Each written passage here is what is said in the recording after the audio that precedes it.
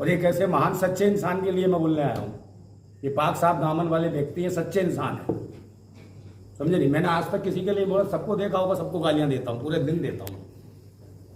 और आजम खान साहब एक ऐसे नेक इंसान है, जरूरत है देश को इनकी, बहुत जरूरत है। देशवासियों को समझना चाहिए।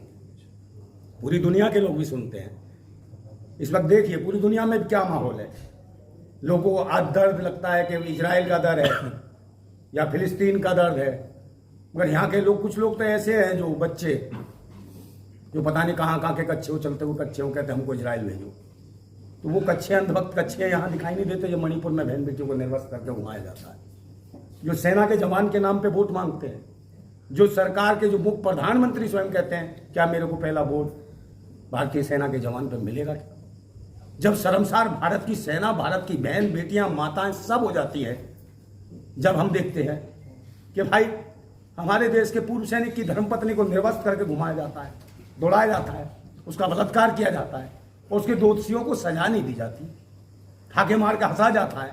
इस देश में मनीषा वाल्मीकि जैसी शोषित वंचित पीड़ित महिला का, लड़की का बलात्कार हो जाता है, जो शिक्षा ग्रहण कर रही होती है। सिर्फ ये लगता है उनको कि शिक्षा क्यों ग्रहण कर रही है, इसलिए उसका शोषण होता है।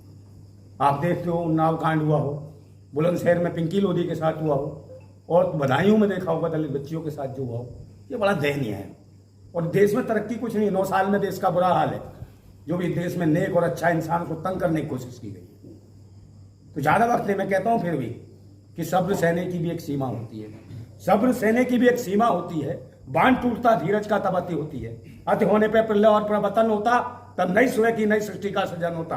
देख लेना, ये 10 साल होने दीजिए, इनका परिवर्तन हो जाएगा और इनका अंत होने वाला है तानाशाह शासक होगा, मैं आपको बताता हूं। और मैं फिर कह रहा हूं एक बात, ये जो धर्म मजहब के पाखंड का, ये जो धर्म मजहब के पाखंड का जो धुआं धुआं धुआं सा उठ रहा है, कहीं मेरी भारत माता घुट तो न जाएगी, कहीं मेरी भारत माता घुट तो न जाएगी। और ये जो भगवा भगवा सी लपटें उठ रही हैं, कहीं मेरी भारत माता जल तो न जाएगी, कहीं मेरी भारत माता जल तो न जाएगी। हम क्रांतिकारी हैं, हम क्रांतिकारी, दिल में आग और हाथ में क्रांति की मसाल लेके चलते हैं, दिल में आग और हाथ में क्रांति की मसाल लेके चलते हैं। ओ भगवाधारी ततैयो, ओ भगवाधारी ततैयो, तुम क्या मेरी भारत माता को जलाओगे? इस क्रांतिकारी की मसाल के आगे आ जाओगे ना तो जल के राख और खाक हो जाओगे, ये ध्यान रखना। हम जो आजम खान साहब से हमारा दिली मतलब जीवन मन का साथ है, मैं व्यक्तिगत रूप से आजम खान साहब के लिए, उनके परिवार के लिए, समझे, जो भी मुझसे बन सके कभी बुलाएंगे, आधी रात, कभी भी, रात को छोड़ो, जब भी जीवन में मेरे को बुलाएंगे। मेरे जिंदगी भर का रिश्ता है, गठबंधन है, सब कुछ है और हमारे बड़े हैं। और मुझे लगा कि कितने बड़े महान आदमी के साथ हैं मुझे जुड़ने का, मिलने का, आशीर्वाद मिलने का मौका मिला है। तो मुझे लगता है कि बहुत ताकत आ गई मेरे अंदर, समझे नहीं। जिस आदमी से, मेरे जैसे व्यक्ति को ताकत मिलती हो, जो दुनिया से ना डरता हो, ये सोचिए इनकी कितनी जरूरत है इस भारत है। पूरे लोगों को सोचना चाहिए, पूरे देशवासियों को सोचना चाहिए, इस वक्त जरूरत है, समझे। पूरे भारत को अपनी दुआओं में याद करते हैं, इस देश को जिसको कहते हैं भारत माता। भारत माता कोई व्यक्ति विशेष नहीं है, हमारे देश की बहन बेटियां, माताएं बहनें सब है, चाहे किसी धर्म मजहब को उनकी बहन बेटी हो, वो भारत माता है। मैं उस भारत माता की इज्जत बचाना चाहता हूं। और फिर वही वाली बात है कि भाई इस देश के अंदर चल क्या रहा है, सब तो सब तानाशाही भी है, सब जान रहे हैं, समझे नहीं। सब जगह इज्जतें लुट रही है, बहन बेटियों की असमतें लुट रही है, महंगाई, शिक्षा, स्वास्थ्य, रोजगार का धक्का बन गया, वो कोई बात नहीं। अब तो इज्जत लूट ली जाती है, किसी बहन बेटी ने बात उठा ली, उसको लूट लिया जाता है, उठा लिया जाता है, परिवारों को ढका दिया जाता है, दहशत में कर दी जाती है। इनके सांसद तक इस प्रकार की हरकतें कर रहे हैं, तो वीडियो ओपन चल रही है। जो खेल के खिलाड़ी जो खेल खिलवाते हैं बच्चियों को, उनके साथ शोषण करते हैं, उनको कोई न्याय नहीं। इनके सांसदों की हालत है। महिला विकास मंत्री, ज़्यादा नहीं बोलना चाहूँगा, नहीं तो लोग सोचेंगे पता नहीं क्या बोल रहा, मगर मैं तो बोलता हूँ, सच है। महिला विकास मंत्री है, जो महीने पर चर्चा होनी चाहिए थी सदन के अंदर। साहब का मैं पहले 4 साल पुराना एक वीडियो मैंने सुना नेशनल स्तर पर, तो मेरे रोंगटे खड़े, मुझे लगा, मैंने अभी मैं साहब को भी मैंने भेजा और लोगों को भी मैंने काफ़ी लोगों से सेंड किया, तो मुझे लगा कि बिल्कुल साहब वो बोल रहे थे जो मेरे अंदर घुसा पड़ा है। और मैं आज से नहीं, पिछले 35 वर्षों से कर रहा हूँ, बहुत सारे लोग जानते हैं मैं 35 वर्षों से कर रहा हूँ, मैं किसी की सुनता भी नहीं। बहुत सारे लोगों ने कहा राजनीति में आओ, ऐसे नहीं कमाया जाता, ऐसे नहीं कमाया जाता, मुझे पसंद नहीं है।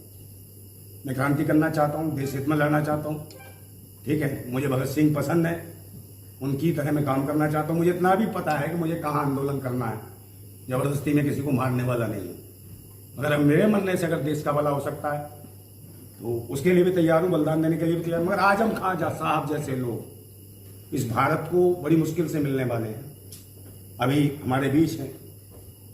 मैं फिर कहता हूँ कि आजम खान साहब जिंदाबाद हैं, जिंदाबाद थे, जिंदाबाद रहेंगे, ये अब सोच लेना। और कोई हुकूमत नहीं है, कोई सरकार नहीं है, एक शरीर को बंद कर सकती है किसी तालों के अंदर, इनके विचारों को कभी बंद नहीं कर पाएगी। पूरी दुनिया में इनके विचार घूमेंगे, देख लेना। और एक ये विश्वविद्यालय नहीं है, मान्यवर जी के अंदर पता नहीं कितने विश्वविद्यालय हैं, कितना शिक्षा का केंद्र है इनके अंदर, कितना भरा पड़ा है। इसको पूरी दुनिया को लेने की जरूरत है। यहाँ विभिन्न प्रकार की विश्वविद्यालय में जो लाइब्रेरी थी, दुनिया की शायद कोई ऐसी किताब हो जाए इस लाइब्रेरी में ना हो।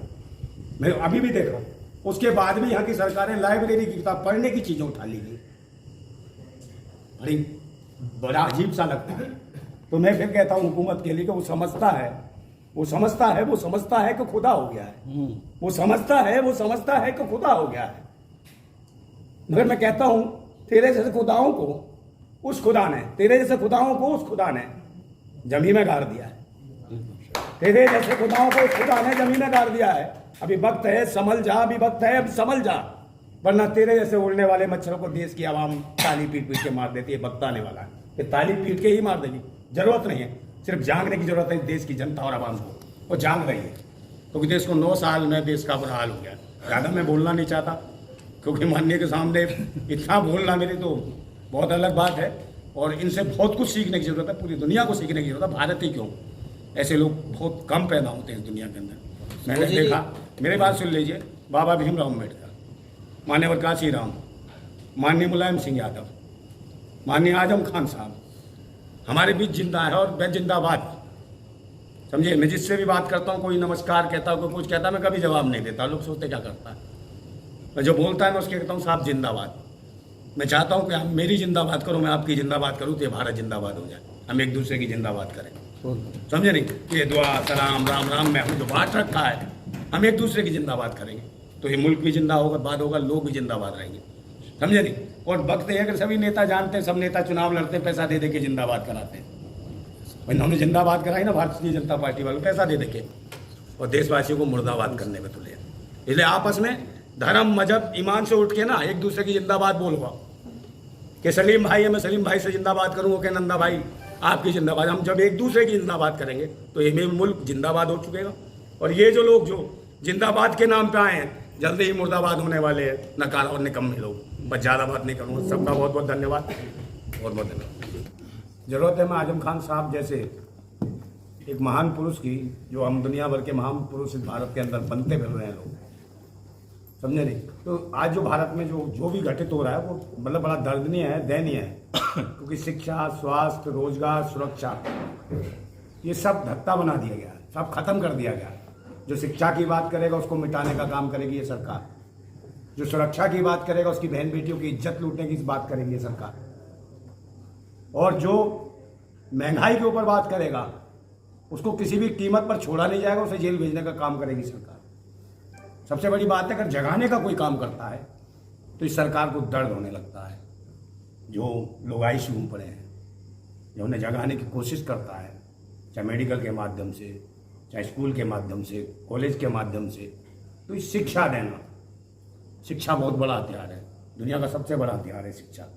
और शिक्षा विचारों की भी होती है, संस्कारों की भी होती है। पर यहाँ जो सरकार है संस्कारों की कम, यहाँ अंतिम संस्कार करने में लगी ये सरकार। तो मैं जो चल रहा है देश के अंदर, क्या दुनिया में चल रहा है, यहाँ से देखिए हमारे देश की स्थिति क्या हुई है। लोग हमारे देश के प्रधानमंत्री, मुझे कहने में कोई डर नहीं है, सच बोलता हूँ मैं, क्रांतिकारी आदमी, मुझे कोई आफत नहीं है।